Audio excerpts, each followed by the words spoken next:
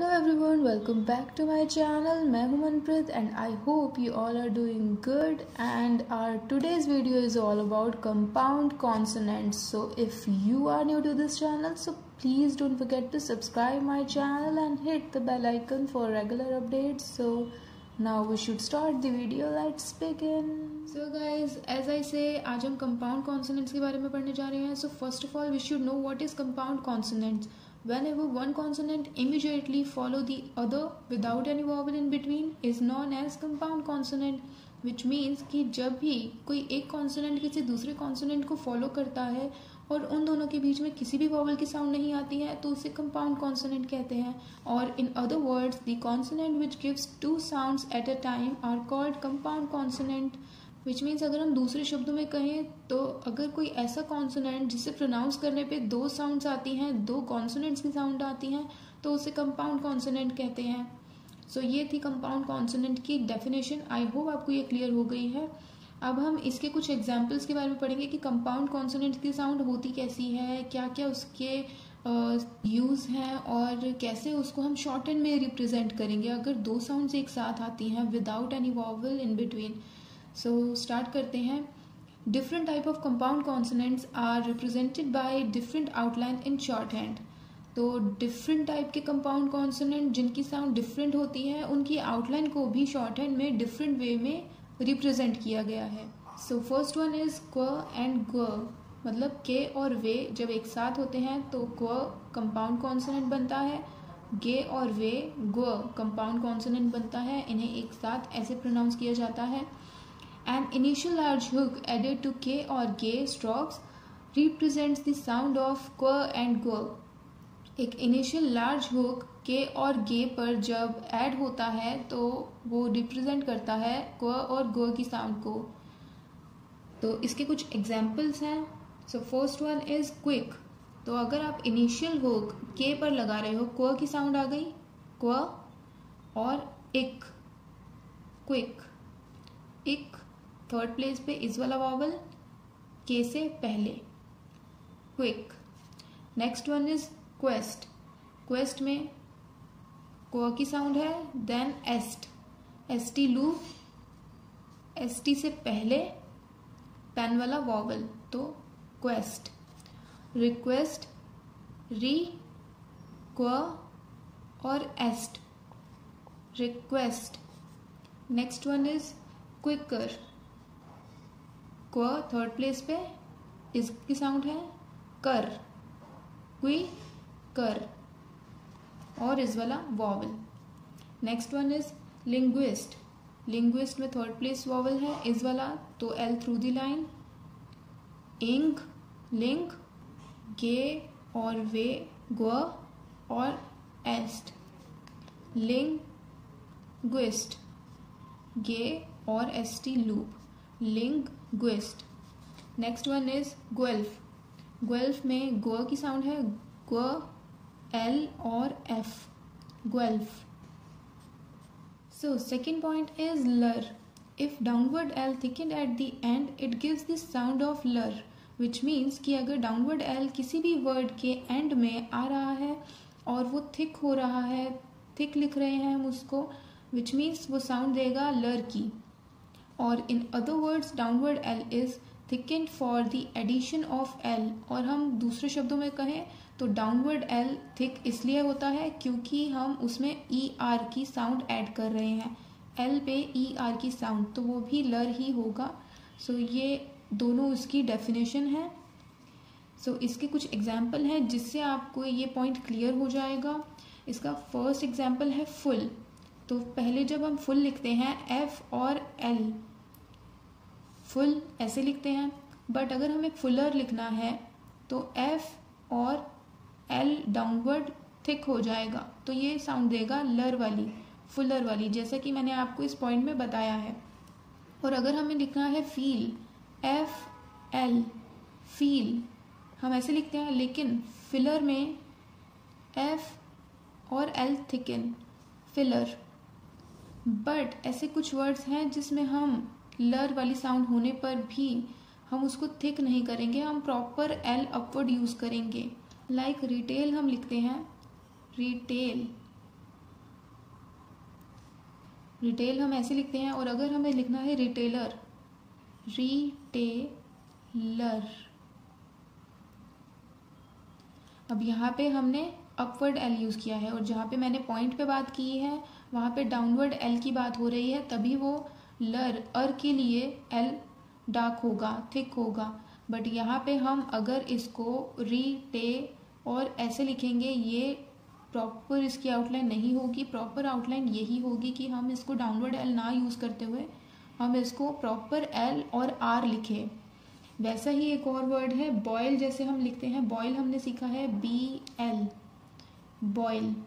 और अगर हम बॉयलर लिखते हैं BL और R, बॉयलर, तो इसमें भी प्रॉपर L हम अपवर्ड यूज़ करते हैं और R डाउनवर्ड यूज़ करते हैं। और अगर आपको फिर भी कोई डाउट है कि कौन सी जगह पे L अपवर्ड यूज़ होगा और कौन सी जगह पे L डाउनवर्ड यूज़ होगा, तो मैंने अपवर्ड एंड डाउनवर्ड एल पे भी एक वीडियो अपलोड की है पहले से, तो आप वो वीडियो देख सकते हैं और उसमें आपके डाउट सारे क्लियर हो जाएंगे कि कहाँ पे हमें एल अपवर्ड यूज़ करना है और कहाँ पे डाउनवर्ड एल यूज़ करना है। तब आपको ये पॉइंट और अच्छे से समझ आएगा। सो हमारा थर्ड कंपाउंड कॉन्सोनेंट है रर, RER, रर। If downward R thickened at the end it gives the sound of रर।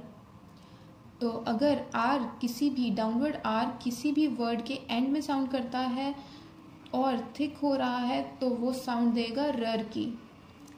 In other words downward R is thickened for the addition of R. और अगर दूसरे शब्दों में कहें तो डाउनवर्ड आर थिक तभी होता है जब उसके आगे अर की साउंड भी हो, तो प्रॉपर आर के आगे अर की साउंड हो गया रर। तो इसके कुछ एग्जाम्पल्स हैं। First one is clear. Clear में हम के पर एल का हुक अप्लाई करते हैं और आर डाउनवर्ड लिखते हैं। ये क्लियर की आउटलाइन होती है, ये हमें पता है। बट अगर हमें लिखना है क्लियरर, क्लियरर में डाउनवर्ड आर थिक हो जाएगा। तो बस इतना ही इसमें डिफरेंस है कि ये डाउनवर्ड आर डार्क है और यहाँ पर लाइट है, तो ये क्लियरर रर वाली साउंड दे रहा है, इसीलिए इसको हमने थिक किया है। नेक्स्ट इसका एग्जाम्पल है हायर। हायर में हम आई की डिफ्थोंग लगाते हैं और हे आर ऐसे लिखते हैं, लोगोग्राम यूज़ करते हैं हम हे का। और हायरर में हमें क्या करना है, हमें आर को थिक करना है, तो ये हो गया हायरर। बट कुछ वर्ड ऐसे भी हैं जिसमें हम थिक नहीं करते हैं। क्यों नहीं करते हैं? लाइक कैरी, दैट वाली और इस वाली वॉवल है यहाँ पे। क्यों नहीं कर रहे? क्योंकि ये अपवर्ड आर है। और अगर हम कैरियर लिखते हैं KRR, दैट वाला वॉवल इस वाला वॉवल कैरियर, तो यहाँ पे इसको थिक नहीं किया है क्योंकि ये डाउनवर्ड आर नहीं है और हमारा पॉइंट डाउनवर्ड आर से रिलेटेड है, इसीलिए हमें डाउनवर्ड आर को थिक करना है रर अर वाली साउंड के लिए। सो हमारा फोर्थ पॉइंट है वॉवल आफ्टर फाइनल आर। तो फाइनल आर के बाद अगर वॉवल की साउंड आती है तब हम क्या करेंगे? द थिकन फॉर्म ऑफ लर एंड रर is not used if R is finally followed by a vowel. सो इसका मतलब ये है कि लर में जो लास्ट आर है और रर में जो लास्ट आर है, अगर उसको भी फाइनली कोई वॉवल फॉलो कर रहा है तब हम उनकी थिक एंड फॉर्म यूज़ नहीं करेंगे, हम उन्हें थिक नहीं करेंगे। फॉर एन एग्जाम्पल हमने सीखा है फुल, FL, फुल, और फुलर, F लर, फुलर। बट अगर ये हो जाता है फुलरी तो हम इसको ऐसे लिखेंगे FL और R अपवर्ड, फुलरी। तो यहाँ पे हम इनको डार्क नहीं करेंगे, थिक नहीं करेंगे क्योंकि वॉवल आ रहा है, तो हम प्रॉपर जो इनकी वे है हम उसे ही फॉलो करेंगे, अपवर्ड L और अपवर्ड R। सो हमारा फिफ्थ पॉइंट है initial W and WH before L, which means कि अगर किसी वर्ड में L आ रहा है और उससे पहले वे और वे हे की साउंड आ रही है तब हम क्या करेंगे? In the beginning, W before L is indicated by a small hook and WH by bigger hook if not preceded by any vowel, which means कि अगर किसी वर्ड में L आ रहा है और L से पहले वे की साउंड आ रही है बिगनिंग में, तब हम उसे स्मॉल हुक के थ्रू रिप्रेजेंट करेंगे। और अगर WH की साउंड आ रही है, वे और हे की साउंड आ रही है L से पहले, तो बिगर हुक के थ्रू उसको रिप्रेजेंट किया जाएगा। बट एक कंडीशन है इसमें कि उससे पहले अगर वॉवल नहीं है बिगनिंग में, वर्ड की बिगनिंग में वे और वे एच से पहले किसी भी वॉवल की साउंड नहीं है, तब हम इस रूल को फॉलो करेंगे। फॉर एन एग्जाम्पल अगर हमें लिखना है वॉल, अब यहाँ पे एल से पहले वे की साउंड है और वे से पहले कोई भी वॉवल नहीं है, तो हम वॉल कैसे लिखेंगे? स्मॉल हुक के थ्रू रिप्रेजेंट करेंगे वे को और एल पर उसको अप्लाई करेंगे। तो वॉल में ऑल वाली साउंड है एल से पहले, तो एल के प्रीफिक्स में ऑल वाला वॉवल अप्लाई करेंगे। Next one is will. Will में भी हम स्मॉल हुक के थ्रू रिप्रेजेंट करेंगे वे को एल पर, और ये हो गया इस वाला vowel will. Next word is while. While में डब्ल्यू एच की साउंड है, तो एल पर एक बिगर हुक लगाएंगे आई की डिफ्थोंग एल के प्रेफिक्स में, तो वाइल।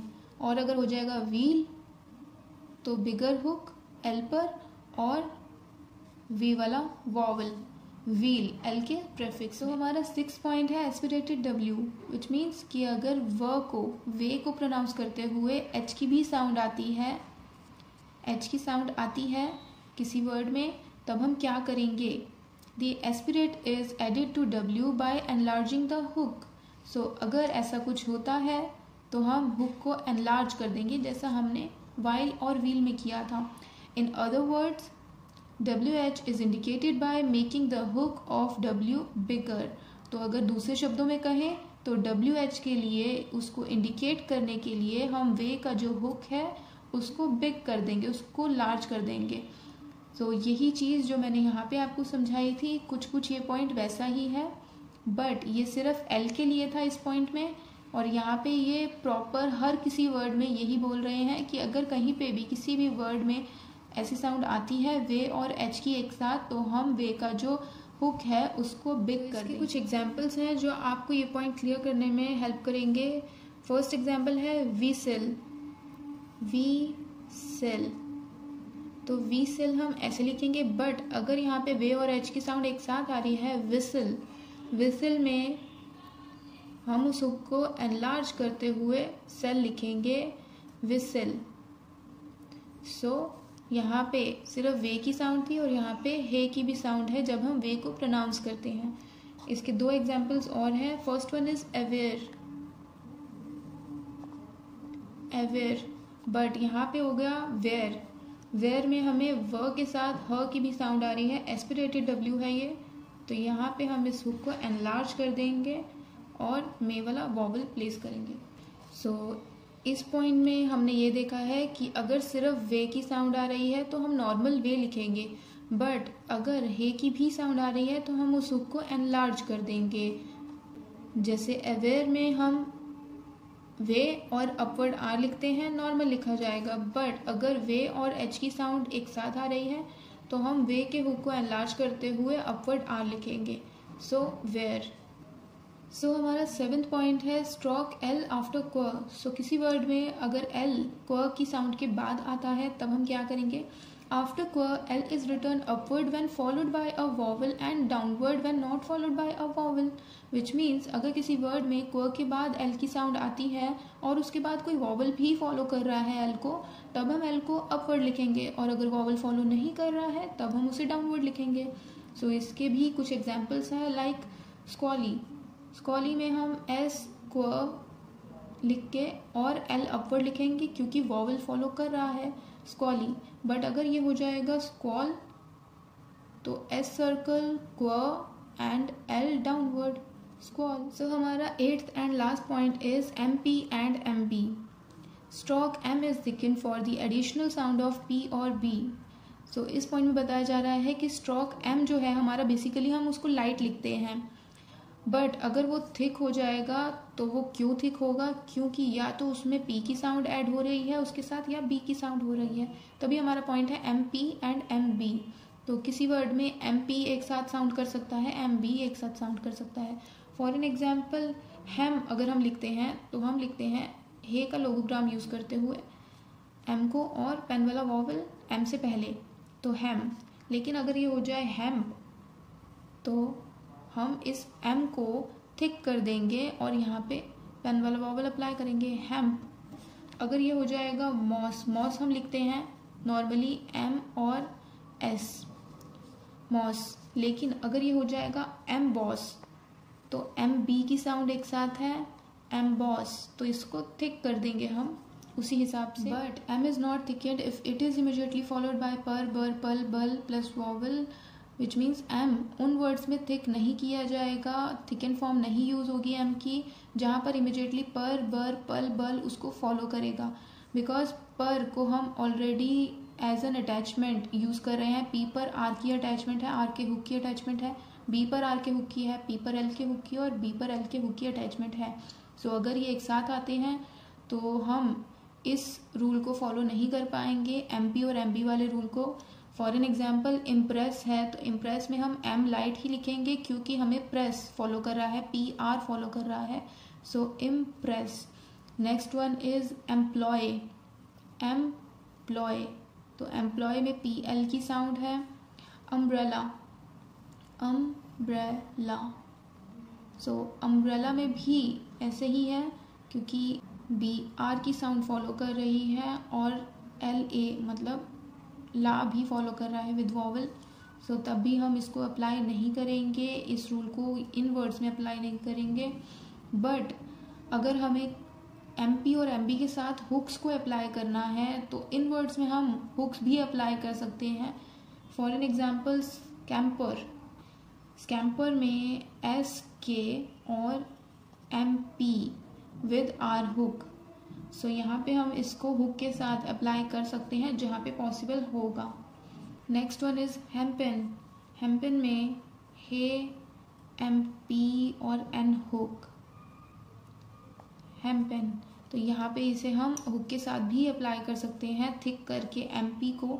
यहाँ पर एम्बिशन में एम बी की साउंड है तो हम एम बी के लिए एम को थिक करेंगे, देन हम शन हुक अप्लाई करेंगे विद इसका वॉवल। आई होप आपको कंपाउंड कॉन्सोनेंट्स के ये रूल्स क्लियर हो गए हैं। अगर आपको कोई भी डाउट है तो आप नीचे कमेंट सेक्शन में मेंशन कर सकते हैं, मैं उसे डेफिनेटली क्लियर करने की कोशिश करूँगी। एंड अगर आपको इन नोट्स की प्रॉपर इमेज चाहिए तो नीचे इंस्टाग्राम का लिंक डिस्क्रिप्शन बॉक्स में मेंशन है, आप ये नोट्स को भी देख सकते हैं। एंड प्रैक्टिस एक्सरसाइज के लिए प्रैक्टिस वर्ड्स भी नीचे डिस्क्रिप्शन बॉक्स में मेंशन है, आप वहाँ से प्रैक्टिस भी कर सकते हैं।